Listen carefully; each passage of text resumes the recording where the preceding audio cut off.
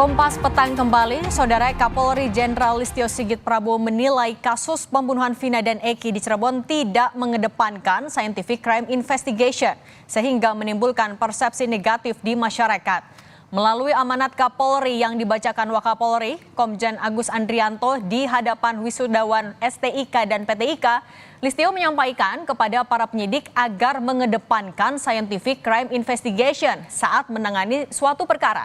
Karena pengungkapan sebuah kasus harus dibuat terang benderang. Selain soal scientific crime investigation, Kapolri juga mengingatkan agar penyidik tidak tergesa-gesa menarik kesimpulan.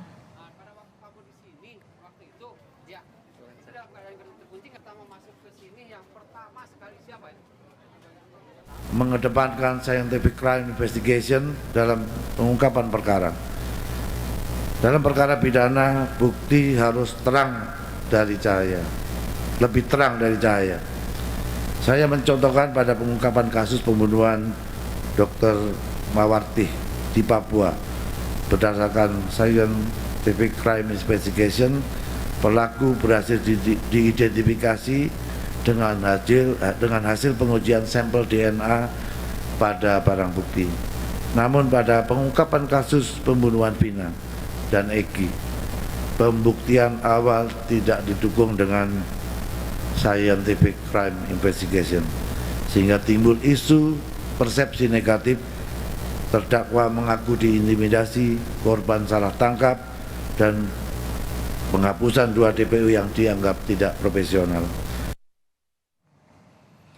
Menyusul munculnya sejumlah dugaan kejanggalan dalam penyidikan kasus Vina, 4 terpidana kasus pembunuhan Vina dan Eki memberikan kuasa terhadap tim pengacara Peradi untuk ajukan PK atau peninjauan kembali atas vonis yang mereka terima saat persidangan terdahulu.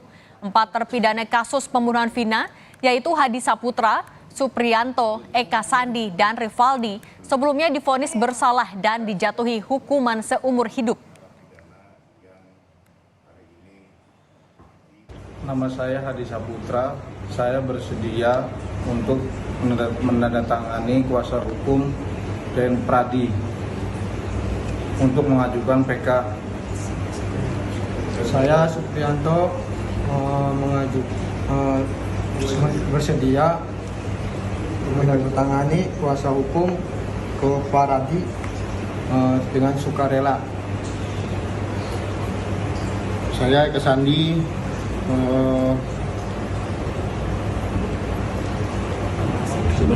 bersedia memberikan kuasa kepada Pradi dengan sukarela dan ikhlas untuk mengajukan PK. Saya Rivaldi, saya dengan sukarela memberikan kuasa saya kepada PN Pradi untuk mengajukan PK. Menko Polhukam Hadi Cahyanto memastikan Kompolnas sudah mendengar dan mendapat hasil gelar perkara dari penyidik di Treskrimum Polda Jabar terkait kasus Vina.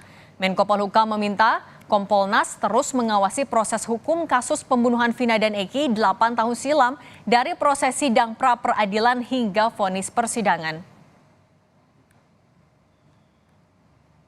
Minta kepada Kompolnas turun ke lapangan, dan kemarin sudah turun. Dan Kompolnas juga sudah mendengar dan menerima gelar perkara, mengharapkan dan meminta supaya Kompolnas terus mengawal, mulai dari gelar sampai dengan ke pra-peradilan dan sampai dengan pengajuan ke pengadilan. Dan saya yakin Kompolnas juga akan serius untuk melakukan fungsinya. Komisi Kepolisian Nasional atau Kompolnas meminta keterangan penyidik Polda Jawa Barat terkait proses penyidikan kasus Vina dengan tersangka Peggy Setiawan. Kompolnas akan mendalami keterangan dari penyidik di Treskrimum Polda Jawa Barat untuk memastikan ada atau tidak kejanggalan dan penyalahgunaan wewenang selama proses penyidikan kasus ini. Kompolnas menegaskan akan mengawal proses hukum kasus pembunuhan Vina dengan tersangka Peggy Setiawan baik di pra-peradilan hingga sidang vonis hakim di pengadilan. Lihat prosedurnya sesuai atau tidak, kemudian teknis pembuktiannya sejauh mana dan sebagainya. Jadi itu semua kami sudah terima dan itu nanti akan digelar di pengadilan. Kami ada tentunya aturan sendiri ya, bahwa menyangkut substansi itu kewenangan bukan pada kami untuk menyampaikan. Kompolnas akan mengawal terus kasus ini sampai dengan sidang pengadilan, bahkan sampai dengan vonis. Pra peradilan kami juga akan mengawal, kami akan hadir.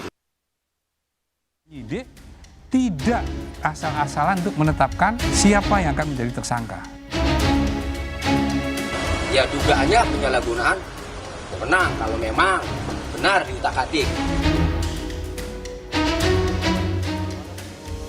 Pengusutan kasus pembunuhan Vina dan Eki 8 tahun silam menuai banyak protes kuasa hukum terpidana, tersangka hingga keluarga korban.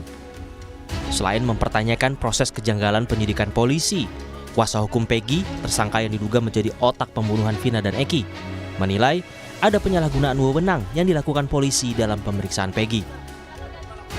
Kemarin, tim kuasa hukum Peggy Setiawan melaporkan penyidik Polda Jawa Barat ke Propam Mabes Polri karena diduga ada seorang penyidik yang menghapus postingan milik Peggy yang menguatkan keterangan Peggy. Ya dugaannya penyalahgunaan wewenang kalau memang benar diutak-atik. Kami hanya menduga karena ada proses hukum, ada jalurnya. Kalau kami teriak-teriak saja, maka tidak ada kepastian hukum. Makanya kami adukan ini biar ada kepastian hukum. Ya, jadi ini belum tentu juga ya. Misalnya penyidik ini, makanya kami melaporkan ini biar ada kepastian hukum. Ya, kami hanya menduga karena dasarnya tadi akun Facebooknya postingannya hilang. Kemudian menurut Peggy Setiawan, penyidik meminta password. Di tengah berbagai spekulasi kejanggalan kasus pembunuhan Vina dan Eki, Mabes Polri angkat bicara. Kepala Divisi Humas Polri, Irjen Sandi Nugroho menyebut, hasil kematian Vina dan Eki di Cirebon 2016 lalu berdasarkan hasil visum adalah pembunuhan sadis. Polri mengklaim penetapan Peggy Setiawan sebagai tersangka berdasarkan alat bukti yang cukup. Salah satunya, foto hasil penggeledahan rumah Peggy 8 tahun silam. Kami sempat baca bagaimana hasil visum. Masya Allah. Kami merinding. Ini visum baru atau visum lama? Visum yang lama. Hasil visum lama yang sudah dipaparkan dalam sidang pengadilan juga. Almarhum Ananda Eki dan Ananda Vina itu adalah korban pembunuhan sadis.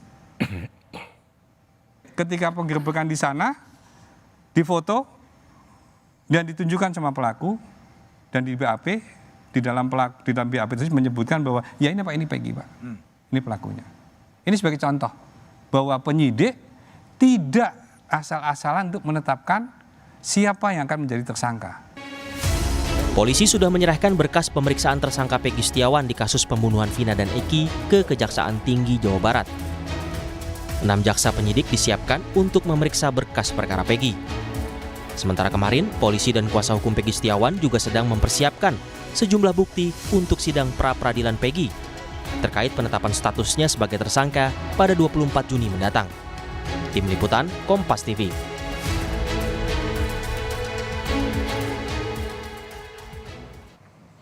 Tudingan kejanggalan dalam pengusutan kasus pembunuhan Vina dan Eki 8 tahun silam muncul lewat protes kuasa hukum terpidana, tersangka hingga keluarga korban.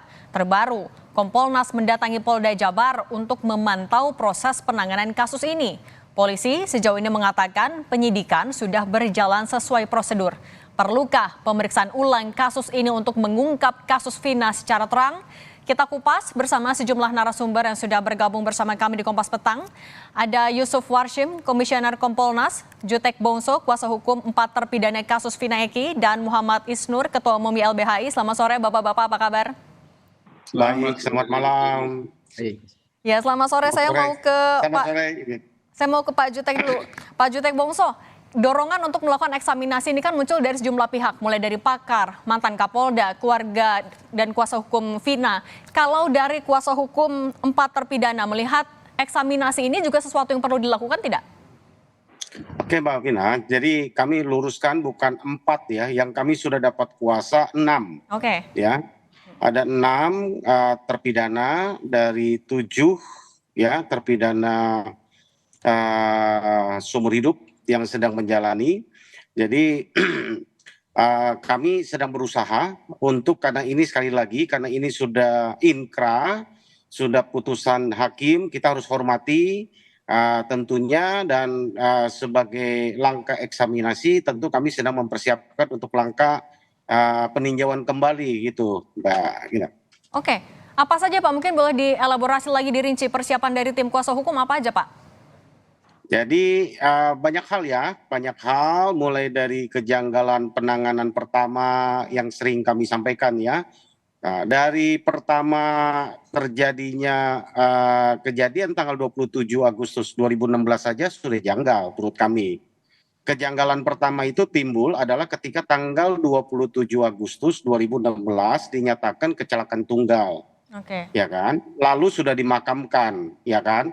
Lalu Vina itu tidak meninggal di tempat ya, tapi sempat dibawa ke rumah sakit. Oke. Pertanyaan itu muncul dari pertama adalah kalau dinyatakan meninggal kecelakaan tunggal, lalu belakangan di dalam dakwaan itu ada penusukan, saya rasa unit laka kita mungkin tidak akan seceroboh yang kita kira di awal ya. Kalau ada luka tusuk, ada luka penikaman atau ada curiga apalagi pembunuhan yang lain, saya rasa tidak akan dinyatakan sebagai kecelakaan tunggal dan sudah sempat dimakamkan. Itu yang pertama. Oke, baik. Gitu kan? Baik.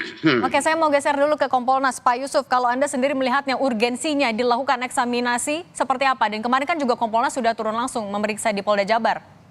Ya, kami sebagai pengawas tetap bekerja mengawasi proses penyidikan kasus Vina ini, yang sekarang ini adalah penyidikan terhadap tersangka PS. Nah, eksaminasi sendiri tentu dilakukan dengan upaya hukum terhadap eksaminasi putusan pengadilan yang telah berkekuatan tetap, ya misalnya kan PK.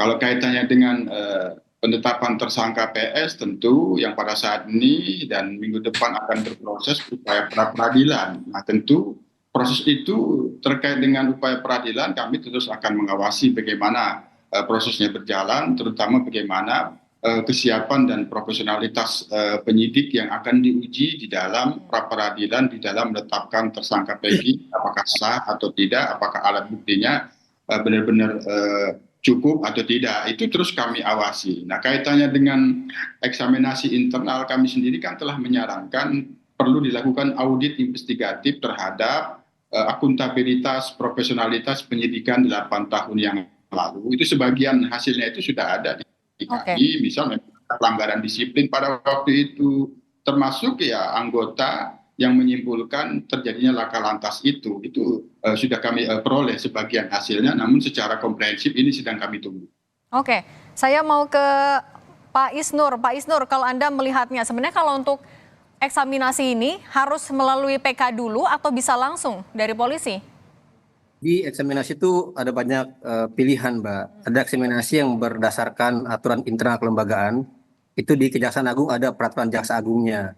Di Mahkamah Agung ada peraturan Mahkamah Agungnya. Biasanya mereka akan menguji perkara-perkara yang sudah dituntut atau diputuskan oleh internal mereka. Jadi itu bagian dari mengevaluasi kerja-kerja internal kelembagaan. Tapi juga ada eksaminasi yang dilakukan oleh masyarakat sipil, oleh akademisi, oleh kampus ya, untuk menguji dan memberikan second opinion. Karena kenapa penting? Karena ada 3 hal, Mbak. Yang pertama adalah situasinya tadi korban, para tersangka, masyarakat luas tidak memiliki kepercayaan penuh, Mbak. Tidak percaya, ada distrust yang luar biasa gitu. Karena kenapa? Yang kedua, karena ada banyak kejanggalan. Yang ketiga, berdasar pengalaman dari kasus yang lain.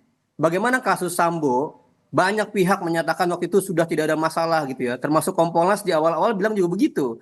Tapi ketika Pak Kapolri membentuk tim baru, membuka, melakukan audit, baru kebongkar semua.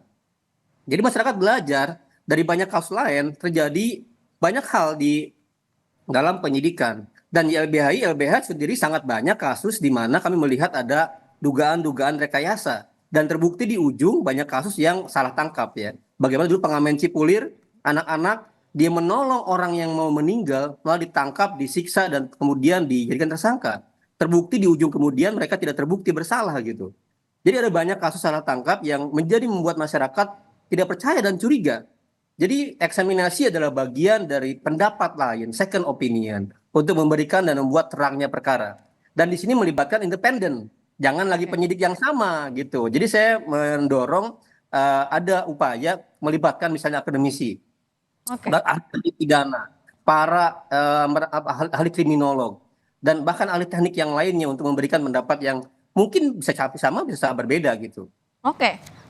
Tadi Anda juga menyebutkan bahwa ada persepsi yang tidak percaya dari masyarakat. Artinya semua mata tertuju ke kasus ini. Apakah ini jadi pertaruhan? Apalagi Kapolri bilang kasus ini tidak dilakukan dengan adanya CSI, Crime Investigation, Crime Scientific Investigation.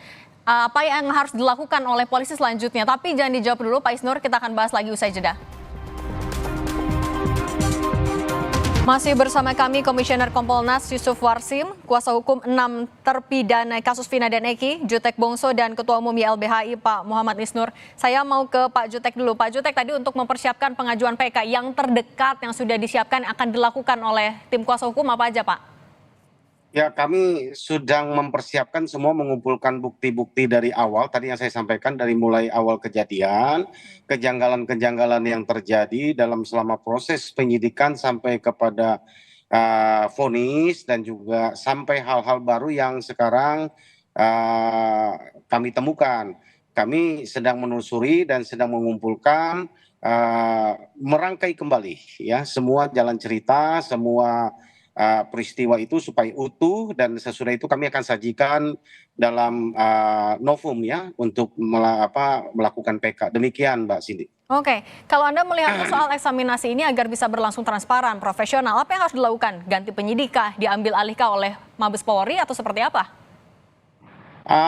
Untuk eksaminasi yang kami sedang lakukan, saya pikir tidak memulai dari awal lagi, oleh karena ini sudah vonis inkra. Kami hanya menghadirkan novum ya, bukti-bukti baru yang kami rasa kekeliruan saat itu yang tidak muncul setelah menjadi fakta atau pertimbangan hakim di dalam putusan, itu tentu kami akan hadirkan. Tentu ini bolanya ada di Mahkamah Agung ya, untuk menilai semua bukti yang kami ajukan ini valid atau tidak, apakah menjadi novum apa tidak. Tapi keprihatinan kami berdasarkan apa yang kami telusuri sampai hari ini ya, itu sebabnya kami dari Dewan Pimpinan Nasional Pradi ya sangat yakin dengan apa yang diceritakan oleh para terpidana maupun dengan keluarganya, berdasarkan bukan hanya berdasarkan pengakuan. Kami telusuri BAP-nya, kami telusuri apa-apa yang mereka ceritakan, ya kami menilai, ya kan ini udah pekerjaan kami hari-hari ya, termasuk juga penyidik, ya mari kita sajikan nanti semua itu dalam bentuk novum nanti gitu Mbak Cindy. Oke, saya mau beralih ke Pak Yusuf. Pak Yusuf, kemarin kan dari kuasa hukum juga menyebutkan kalau ada distrust, mereka melaporkan penyidik ke Propam Polri karena ada ketidakpercayaan. Kalau Anda melihatnya untuk menjawab itu, untuk eksaminasi ini, apakah ya tadi haruskah ganti penyidiknya atau haruskah diambil alih oleh Mabes Polri atau gimana Pak? Kami sendiri karena kepastian hukumnya terutama terhadap penetapan tersangka PS ini harus segera diberikan, tentu kami mendorong agar ini segera dituntaskan. Kalau katakanlah ada wacana menghentikan, bagaimana dengan kepastian hukum PS? Penghentian perkara kan didasarkan satu alasan yang berdasarkan hukum, misalnya tidak cukup bukti sehingga dihentikan, kan itu. Tentu proses hukum ini tetap kita awasi, terutama bagaimana profesionalitas dan akuntabilitas penyidik. Nah sekarang kan sudah ada pelimpahan berkas ke jaksa penuntut umum, ini akan kami awasi seberapa mampu penyidik nanti apabila sudah ada hasil penelitian jaksa penuntut umum untuk memenuhi petunjuk-petunjuk jaksa, itu terus kita awasi. Yang kedua, terkait dengan proses upaya hukum yang dilakukan oleh para pihak, termasuk mengeluhkan proses penyidikan itu apabila akan dilaporkan ke Propam atau sudah dilakukan Propam, itu kita bisa pahami, itu bagian dari hak para pihak untuk memastikan bahwa penyidikan penanganan perkara ini benar-benar profesional dan akuntabel. Kami sangat paham bahwa memang Polri, penyidik Polda Jabar pada saat ini dihadapkan satu tantangan ketidakpercayaan publik. Walaupun demikian, tentu kami tetap mendorong semuanya itu harus didasarkan pada bukti-bukti yang terang yang bisa menerangkan bagaimana sebenarnya peristiwanya. Itu yang harus kita dorong dan kita awasi. Oke, nah kalau Pak Isnur, Anda melihatnya, kan Presiden sudah melihat juga kasus ini, Kapolri juga sudah memberikan pernyataan. Kalau Anda melihatnya untuk mengurai benang kusutnya sendiri dalam penyelesaian kasus Vina dan Eki, sebenarnya apa yang harus dilakukan polisi? Ya, Kapolri itu kan janjinya yang terakhir promosi itu kan adalah transparansi berkeadilan, ya kan. Maka ketika mengungkapkan sebuah perkara, orang bertanya kenapa perlu 8 tahun untuk menangkap satu orang lagi. Tadi diceritakan juga banyak sekali kejanggalan ya yang terjadi oleh para terpidana gitu. Jadi ini kan semua pertanyaan dalam selubung ya yang kita nggak tahu karena bukti-bukti dipegang oleh kepolisian gitu ya. Beruntung ada pengacara, ada lawyer yang membela dan mau menelusuri ulang bukti-bukti itu gitu. Jadi Kapolri pertama ada banyak kasus yang Pak Kapolri pernah alami. Bagi saya dia harus bikin yang memang dimandatkan membuka semua kekurangan dan dicek ulang semua proses penyidikan dengan niatan ya memperbaiki kelembagaan. Jangan sampai kira-kira ada kekeliruan 1-2 penyidikan dianggap sebagai bagian utuh dari kelembagaan gitu. Jadi bagi saya ketika ada duri ya dalam daging cabut durinya, jangan sampai merusak seluruh daging itu. Jadi cek ulang penyidikannya, semua prosesnya.